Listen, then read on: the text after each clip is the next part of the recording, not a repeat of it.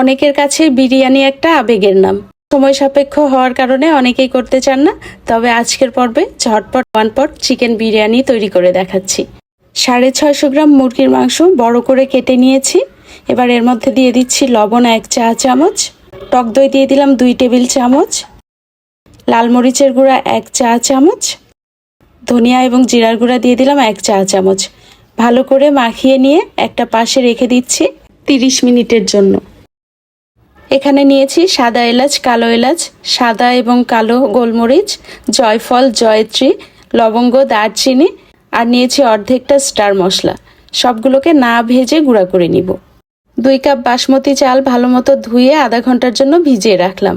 চুলায় একটি প্যানে তেল গরম করে নিয়েছি। দিয়ে দিলাম আধা কাপের চেয়ে একটু বেশি পেঁয়াজ কুচি, দিয়ে দিলাম 2টি তেজপাতা, আদা রসুন বাটা দিয়ে দিলাম 1 টেবিল চামচ।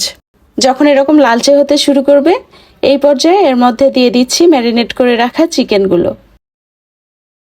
মিশিয়ে দিচ্ছি।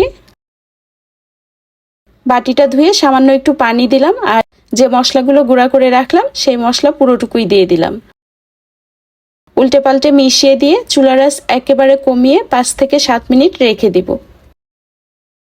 5 থেকে 7 মিনিট পরে মিশিয়ে দিয়ে দিলাম গরম পানি আধা কাপ। মাংসটা এতে করেই সিদ্ধ হয়ে যাবে। চুলার আঁচটা কমিয়ে রাখবো। মাংসটা যখন 80% মতো সিদ্ধ হয়ে গেছে তখন আমি উঠিয়ে নিচ্ছি। এই মশলার মধ্যে কয়েকটা কাঁচামরিচ দিয়ে দিলাম আর চালগুলোকে আমি পানি ঝরিয়ে নিয়েছি, চালগুলো দিয়ে দিলাম। স্বাদের ব্যালেন্সের জন্য আধা চা চামচ চিনি দিলাম। চালগুলোকে হালকা ভেজে নিব। বাসমতি চাল অল্পই ভেঙে যায়, এ কারণে হালকা করে ভেজে নিতে হবে। 4 কাপ পানি দিয়ে দিলাম। পানিটা গরম ছিল। দিয়ে দিলাম কিশমিশ। পানিটা কমে আসলে দিয়ে দিলাম লবণ। চিকেন রান্নার সময় লবণ দিয়েছিলাম, এখন শুধু পোলাওয়ের জন্য লবণটা দিলাম। পানিটা কমে আসলে চিকেনগুলোকে দিয়ে দিলাম। চারিদিক থেকে রাইসগুলোকে দিয়ে চিকেন ঢেকে দিলাম। দিয়ে দিলাম আলু বোখারা।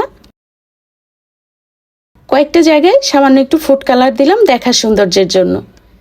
দিয়ে দিলাম পেঁয়াজের বেরেস্তা। চুলার আঁচ একেবারে কমিয়ে 10 থেকে 15 মিনিটের জন্য রেখে দিব। 15 মিনিট পরে চিকেন বিরিয়ানিটা এখন হয়ে গেছে। নামিয়ে গরম গরম সার্ভ করে দিয়েছি। দেখতে পাচ্ছেন চিকেনটা কতটা সফট। চাইলে ইফতারে অথবা আসছে ঈদে ঝটপট এই চিকেন বিরিয়ানিটা তৈরি করে দেখতে পারেন। আশা করছি আপনাদেরও পছন্দ হবে।